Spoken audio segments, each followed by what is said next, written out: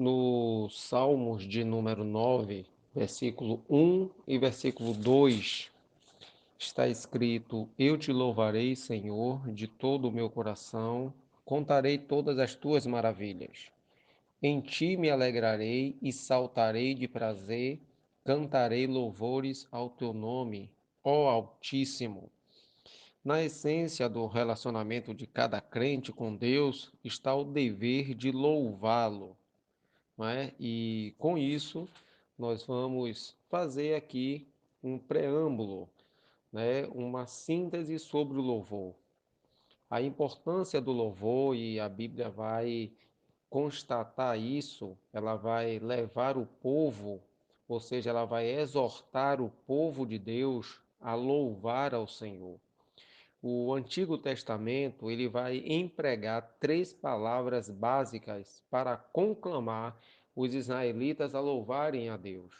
A palavra Baraque, que pode ser traduzida por bem dizer, a palavra Halal, da qual vai derivar a palavra Aleluia, né, que significa louvai ao Senhor, né? E tem a palavra Iadá, que muitas vezes é traduzida por dar graças, no sentido de gratidão. No primeiro cântico na Bíblia, entoado depois que os israelitas atravessaram o Mar Vermelho, foi assim um hino de louvor e ação de graças a Deus. Podemos confirmar isso em Êxodo capítulo 15, no versículo 2 em diante. Moisés ele instrui o povo, né, a louvar a Deus pela sua bondade e conceder-lhes, né, a terra prometida. Também isso está descrito em Deuteronômio, capítulo 8, versículo 10, quando Moisés faz um sumário das coisas que aconteceram anteriormente nos livros de Levítico, de Número e de Êxodo. O cântico de Débora, por sua vez, ela vai congregar todo o povo para louvar a Deus, né? Isso está descrito no livro de Juízes, capítulo 5, versículo 9. A disposição de Davi em louvar a Deus está gravada tanto na sua vida, e isso podemos confirmar no segundo livro de Samuel, capítulo 22, versículos 4, 47 e 50, no primeiro livro das Crônicas, capítulo 16, versículos 4, 9, 25, 35 e 36, e também no capítulo 29, versículo 20, como também nos salmos em que ele escreveu. No Salmo de número 9, no versículo 1 e 2, no Salmo de número 18, versículo 3, nos Salmos de número 22, versículo 23, nos Salmos de número 52, versículo 9, nos Salmos de número 108, versículo 1 e 3, e nos Salmos de número 145. Os demais salmistas também vão convocar o povo de Deus a louvá-lo enquanto estiver vivo aqui na terra, né? Podemos comprovar isso no Salmo de número 96, versículo 1 a 4, no Salmo de número 100, no Salmo de número 150, no Salmo de número 75, versículo 9, no Salmo de número 33, versículo 1 e 2, né? E também temos os profetas do Antigo Testamento que ordenam que o povo de Deus o louve. Como podemos ver isso no livro de Isaías, capítulo 42, versículo 10 e 12, no livro de Jeremias, capítulo 20, versículo 13, nos Salmos de número 12, versículo 1, no livro de Jeremias, capítulo 33, versículo 9, no livro de Abacuque, capítulo 3, versículo 3, né? O chamado para louvar a Deus também vai ecoar por todo o Novo Testamento, e o próprio Senhor Jesus louvou a Deus Pai, né? Isso podemos comprovar em Mateus capítulo 11, versículo 25, e também em Lucas capítulo 10, versículo 21. O apóstolo Paulo, ele então, escrevendo nas suas epístolas, ele vai orientar as nações que louvem a Deus. Veja comigo aí em Romanos capítulo 15, versículo 9 a 11, em Efésios capítulo 1, versículo 3, versículo 6, versículo 12, o apóstolo Tiago vai conclamar o povo também a louvar ao Senhor, como está descrito na sua epístola no capítulo 3, versículo 9, e também no capítulo 5, versículo 13. E quando nós vislumbramos o Apocalipse, né, nós então vamos ter uma noção, uma vasta multidão que nós iremos ver ali, descrito no texto que João escreveu no livro de Apocalipse, uma grande multidão, tanto de salvos como também de anjos, louvando a Deus continuamente, né? No livro de Apocalipse, capítulo 4, versículo 9 a 11, no capítulo 5, versículo 8 a 14, no capítulo 7, versículo 9 a 12, né? No capítulo 11, versículo 16 a 18. Louvar a Deus é uma das atribuições principais dos anjos, né? E isso está descrito no Salmos de número 103, versículo 20, e também no Salmos de número 148, versículo 2, né? O povo de Deus, tanto as crianças como os adultos, né, devem louvar a Deus em gratidão por todos os benefícios que o Senhor tem concedido, né? Nós podemos também ver que quando o Salmo de número 150, versículo 6 diz que tudo quanto tem fôlego está convocado a entoar os louvores a Deus, né? E se tanto não bastasse, Deus também vai conclamar a natureza, né, a louvá-lo, como por exemplo, de uma maneira muito bela, está descrita nos Salmos de número 148, versículo 3 e 4, no Salmo de número 19, versículo 1 e 2, quando está descrito que o sol, a lua, as estrelas, né? No Salmo de número 148, versículo 8, também vai estar descrito sobre os raios, o granizo, a neve, o vento, as montanhas, colinas, rios, mares, né? Ou seja, no Salmos de número 98, versículo 7 e 8, também vai estar descrito sobre esses pontos, até porque existe algo muito belo quando as baleias jubartes elas entoam um canto, elas estão louvando ao seu Criador. Os pássaros também estão entoando um cântico, eles estão louvando a Deus. Veja que os animais louvam o seu Criador e o homem, que é feito segundo a imagem e semelhança de Deus, também deve louvá-lo, até porque o homem é a coroa da criação divina, né? Há muitas maneiras de se louvar a Deus. O louvor é algo fundamental na adoração, tanto coletiva prestada pelo povo de Deus, né, como também de uma maneira individual. A adoração coletiva é uma maneira de louvar a Deus, né, cantando os salmos, hinos e cânticos espirituais que venham a glorificá-lo, exaltá-lo. O cântico de louvor pode ser tanto com a mente, né, em pensamento, como também por palavras. Você pode entoar a Deus, louvar a Deus em seus próprios corações, no seu íntimo, né? E o louvor também é praticado mediante aos instrumentos musicais. E nesse particular, o Antigo Testamento vai mencionar instrumentos variados, né, de sopro, como o chifre de carneiro e de trombetas, como a flauta, instrumentos de cordas, como a harpa, a lira, né, instrumentos de percussão, como os tamborins e símbolos. Podemos também louvar a Deus ao falar ao nosso próximo das maravilhas de Deus para conosco. Ou seja, Davi, por exemplo, ele depois da experiência do perdão divino, ele estava ansioso para relatar aos outros o que o Senhor fizera por ele. Veja, isso está escrito no livro dos Salmos, né?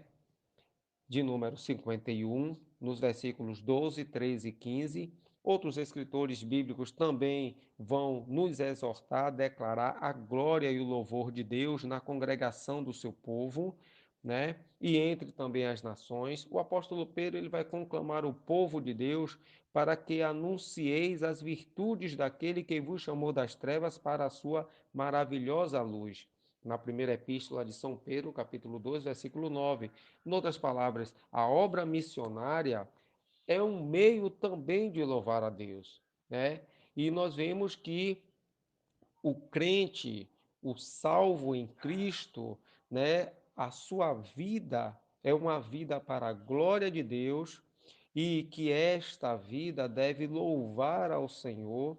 O Senhor Jesus vai nos lembrar que quando o cristão faz brilhar a sua luz, o povo vê as suas obras e então vai glorificar e louvar a Deus, como está descrito em Mateus, capítulo 5, versículo 16, e em João, capítulo 15, versículo 8. E de um modo também semelhante, o apóstolo Paulo vai mostrar que uma vida cheia de frutos da justiça também é louvar a Deus, como está descrito em Filipenses, capítulo 1, versículo 11. E por quais motivos se deve louvar a Deus? Porque o povo deve louvar ao Senhor.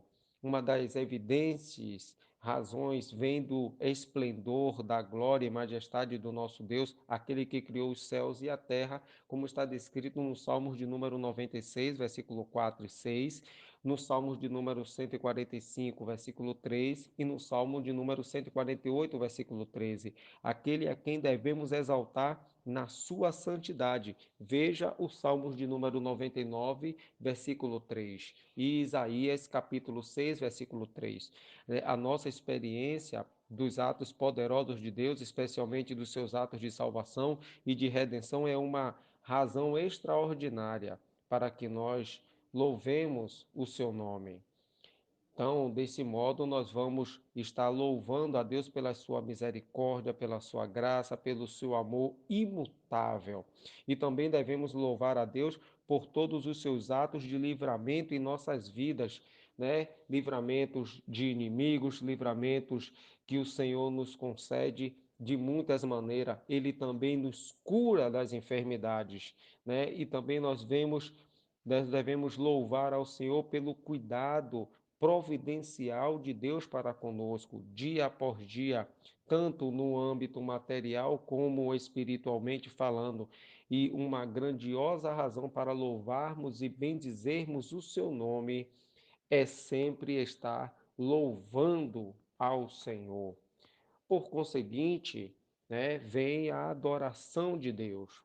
No livro de Neemias, capítulo 8, versículos 5 e 6, está escrito: E Esdras abriu o livro perante os olhos de todo o povo, porque estava acima de todo o povo, e abrindo ele, todo o povo se pôs em pé. E Esdras louvou o Senhor, o grande Deus, e todo o povo respondeu: Amém, Amém, levantando as mãos e inclinaram-se e adoraram o Senhor com o rosto em terra. A adoração vai consistir nos atos e atitudes que vão reverenciar e honrar a majestade do grande Deus.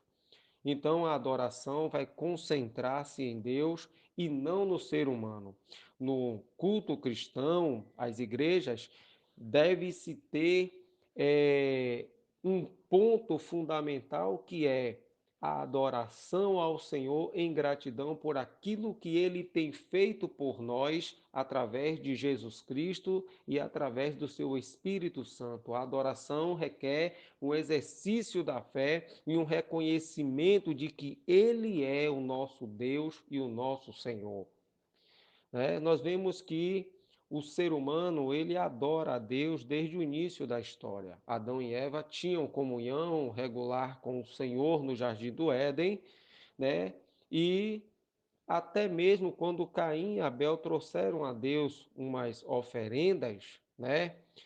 O termo hebraico para isso é minhá, que significa tributo ou dádiva, né? Através de vegetais e de animais. Os descendentes de Sete também invocaram o nome do Senhor. Noé construiu um altar ao Senhor para oferecer holocaustos depois do dilúvio. Abraão assinalou a paisagem da terra prometida com altares para oferecer holocaustos ao Senhor e falou intimamente com ele, né? Somente depois do Êxodo, quando o tabernáculo foi construído, é que a adoração pública tornou-se algo formal. A partir de então, veio os sacrifícios regulares, que passaram a ser oferecidos diariamente e especialmente no sábado, e Deus estabeleceu várias festas sagradas anuais, como é, ocasiões em que o culto público dos israelitas, o culto a Deus, que foi centralizado posteriormente no Templo de Jerusalém, né? Os planos de Davi, segundo é relatado no primeiro livro das Crônicas, capítulo 22 e capítulo 26, né? Quando o templo foi destruído no ano 586, os judeus então construíram sinagogas como locais de ensino da lei e adoração a Deus, enquanto no exílio e aonde quer que viessem a morar. As sinagogas continuaram em uso para o culto, mesmo depois de construído o segundo templo por Zorobabel. Nos tempos do Novo Testamento, havia sinagogas na Palestina e em todas as partes do mundo romano. E a adoração na igreja primitiva era prestada tanto no Templo de Jerusalém quanto em casas particulares. Fora de Jerusalém, os cristãos prestavam culto a Deus nas suas sinagogas, e enquanto isso lhes foi permitido, pois quando lhes foi proibido utilizá-las, passaram então a cultuar a Deus em outros lugares, geralmente em casas, né, ou em salões públicos. As manifestações da adoração cristã, né, há dois pontos, né? Primeiro ponto é que um princípio que norteia a adoração cristã vem uma verdadeira adoração é a que é prestada em espírito e em verdade, como podemos ver em João capítulo 4, versículo 23. Ou seja, a adoração deve ser oferecida à altura da revelação que Deus fez de si mesmo através de seu filho Jesus. Por sua vez, ela vai envolver o espírito humano e não apenas a mente, e também como as manifestações do Espírito Santo, ou seja, a prática da adoração cristã deve corresponder ao padrão do Novo Testamento para a igreja. Os crentes atuais devem desejar, buscar e esperar como normas para a igreja, ou seja, todos os elementos constantes da prática da adoração vista no Novo Testamento, há um princípio estabelecido aqui que é de adorar, ou seja, amando a Deus sobre todas as coisas e confiando nele com uma fé firmemente na bendita pessoa de Jesus.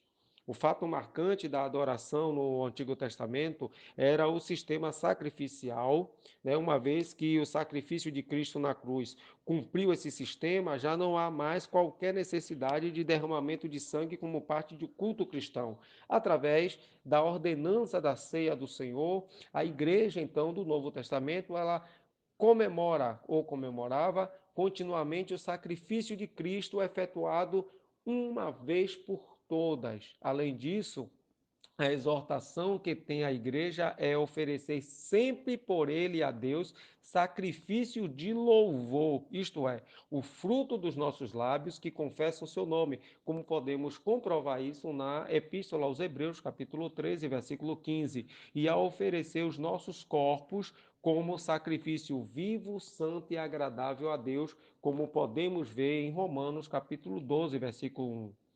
Louvar a Deus é essencial à adoração cristã. O louvor era um elemento chave na adoração de Israel a Deus. Podemos ver isso nos Salmos de número 100, versículo 4, e nos Salmos de número 106, versículo 1. Bem como na adoração cristã primitiva, né, no livro de Atos, no capítulo 2, versículo 46 e 47, né, e também no capítulo 16 e no versículo 25, e em Romanos capítulo 15, versículo 10, né, podemos comprovar que a adoração e o louvor estavam sempre em conjunto. Uma maneira autêntica de se louvar a Deus é cantando salmos, hinos e cânticos espirituais. O Antigo Testamento está repleto de exortações sobre como cantar ao Senhor, né? Como podemos comprovar no Salmo de número 95, versículo 1, no livro da primeira crônica, capítulo 16, versículo 23, né? Podemos ver isso. Na ocasião do nascimento de Jesus, houve então uma aparição de um exército celestial que irrompeu num cântico de louvor. Né? Em Lucas capítulo 2, versículo 13 e 14, vai demonstrar isso. E a igreja do Novo Testamento era um povo que cantava, era um povo que adorava ao Senhor. Tanto que certo escritor pagão, escrevendo em um de seus livros sobre o povo na Palestina, que ele dizia o seguinte: há um povo que se reúne em suas casas e louvam e cantam a um homem da Palestina chamado Jesus, como se este fora Deus. Então podemos ter uma noção de como a igreja, como o povo antigamente adorava ao Senhor e que hoje está completamente diferente. Hoje o povo não adora ao Senhor, não canta ao Senhor, né? Não exalta ao Senhor como se deve exaltar realmente. Os cânticos dos cristãos eram cantados, né, tanto com a mente, ou com o espírito, ou em muitas formas, como também através de instrumentos. Outro elemento importante na adoração é buscar a face de Deus em oração. Os santos do Antigo Testamento comunicavam-se constantemente com Deus através da oração. Os apóstolos oravam constantemente depois que Jesus subiu ao céu, eles oraram fervorosamente. E a oração tornou-se parte regular da adoração cristã, tanto coletiva como também pessoal ou individual. Né? Essas orações eram, às vezes, por eles mesmos, ou também eram orações intercessórias por outras pessoas. Mas em todo o tempo eles estavam orando, e as orações eram acompanhadas de ações de graças a Deus, como o cântico. Né? Então podemos ver que nesse cântico, né, nessa adoração que o povo fazia, era algo muito profundo, muito íntimo. Havia muitas coisas que eles faziam e que estava ligada simplesmente à adoração a Deus. É por isso que na primeira epístola aos Coríntios, capítulo 10, verso 31, está escrito que quer comamos, quer bebamos, quer façamos qualquer outra coisa, tudo para a honra do Senhor. Nós vemos também que quando os cristãos verdadeiramente adoram a Deus, muitas bênçãos lhes estão reservadas por Ele. Por exemplo, o Senhor prometeu estar com eles. O Senhor prometeu que entrará e ceará com ele. O Senhor prometeu que envolverá o seu povo com a sua glória, que abençoará o seu povo com chuvas de bênção, ou seja, com a paz, né, com amor, que concederá fartura de alegria, ou seja, que responderá às orações daqueles que oram com uma fé sincera, que encherá de novo o seu povo com o Espírito Santo. Veja que o simples fato de pessoas estarem realizando um culto não significa que estão adorando a Deus, pois a adoração não pode ser uma mera formalidade, somente externa.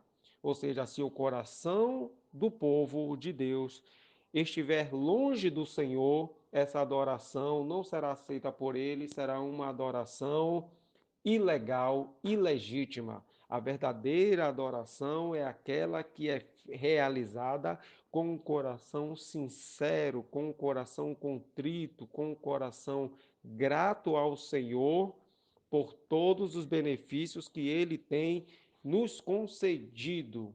Por isso nós devemos estar em paz com Deus, né?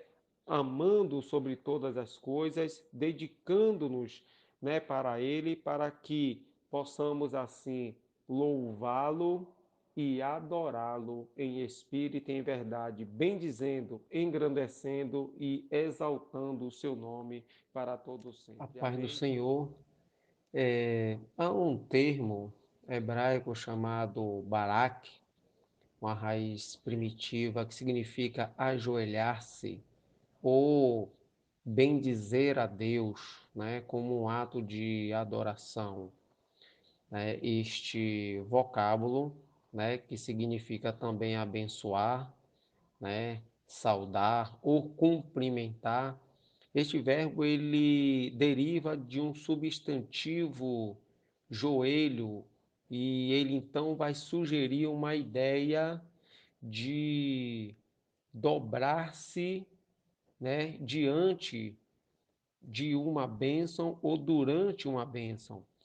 O seu significado, né, derivado de abençoar alguém ou alguma coisa, e esse verbo é usado quando se bendiz a Deus, ou quando Deus ele usa este verbo, né, quando ele abençoou Abraão no pacto abraâmico, no capítulo 12, versículo 3 de Gênesis, essa palavra ela é usada de uma maneira muito intensa, quando Deus então vai abençoar o povo ou quando as pessoas abençoam umas às outras. Quando usada de um modo reflexivo, essa palavra então vai descrever uma pessoa abençoando, bendizendo ou cumprimentando, né? Também vai significar dobrar os joelhos e cumprimentar alguém com uma saudação com cordialidade. Né? Essa palavra barak, no qual muitas pessoas vão empregá-la no sentido de bendizer. Já o vocábulo halal, né, que significa louvar, celebrar, glorificar, cantar, né? O significado de louvar, na verdade, é um significado de uma forma intensiva desse verbo hebraico, no qual, em sua forma ativa, ela quer dizer gloriar-se, né? Mas, em um último sentido, halal vai ser encontrado em umas formas cognatas, principalmente no acadiano antigo, do qual o babilônio e o assírio são dialetos, né? Então essa palavra ela vai ser encontrada também no ugarítico, no sentido de aclamação ou jubilação, é encontrado mais de 60 vezes no Antigo Testamento. Halal também, ela foi utilizada a primeira vez no livro de Gênesis, no capítulo 12, versículo 15, onde é observado que, por causa da grande beleza de Sara, os príncipes de Faraó, ou seja, louvaram ou recomendaram-na. Então, nós vemos que esse vocábulo halal, né, que é utilizado de muitas maneiras e com muitos significados na Bíblia, nós vamos aqui olharmos e observarmos um pouco esse termo aqui no livro dos Salmos. Né? O nome hebraico dos Salmos é Terrilim, que significa louvores, né? É mais apropriado do que Salmos, que vem do grego psalmoi, né? Tem a ver com o acompanhamento de cânticos com instrumentos de corda, né? Então não é de nenhuma surpresa que o livro dos Salmos contenha muitas ocorrências de halal ou as suas formas de hinos, como é traduzido também como aleluia, do qual vai originar a palavra aleluia, que significa louvai a Deus ou louvai a Iavé, né? Nós vemos que os salmos de número 113 e de número 118 são tradicionalmente chamados de salmos de Halel, porque tem a ver com o louvor a Deus pela libertação da escravidão egípcia sob o comando de Moisés. E por causa disto, eles são parte importante do tradicional culto da Páscoa.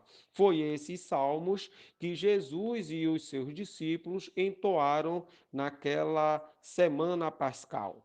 A palavra halal, né, que na qual vai originar a palavra aleluia, né, uma expressão hebraica de louvor a Deus, né, praticamente passou para todas as línguas, né? O hebraico é aleluia, né, esse vocábulo aleluia, que é traduzido em geral por louvai ao Senhor ou Aleluia, com a abreviação do YAH, que é uma abreviação de Iavé, é o nome mais próximo do original do tetagrama, né? Então, nós vemos que o termo hebraico vai ser traduzido mais tecnicamente por louvemos a Jah ou louvemos a Yah. Yah de Yahvé ou Jah de Javé, né? Então, nós vemos que esse vocábulo também vai estar juntamente com outro vocábulo hebraico chamado iadá, que significa agradecer, louvar, glorificar, né? É uma palavra na qual é traduzida por dar graças. Esse termo iadá, que é encontrado quase 120 vezes, né, na Bíblia hebraica, sendo a primeira vez utilizada e encontrada no nascimento de Judá, filho de Jacó e Leia, né, quando está escrito assim: e concebeu outra vez e teve um filho, dizendo: esta vez louvarei ao Senhor. Por isso chamou o seu nome Judá. Então, como podemos esperar, esta palavra ela vai ser encontrada também no livro de Salmos, né, como uma expressão de agradecimento ou um louvor, que é a parte natural do ritual ou adoração pública, como também do louvor pessoal a Deus, os agradecimentos que são dirigidos ao nome do Senhor, né? Nós podemos ver então que a adoração a Deus implica sempre no louvor. Amém? Que Deus assim vos abençoe em nome de Jesus.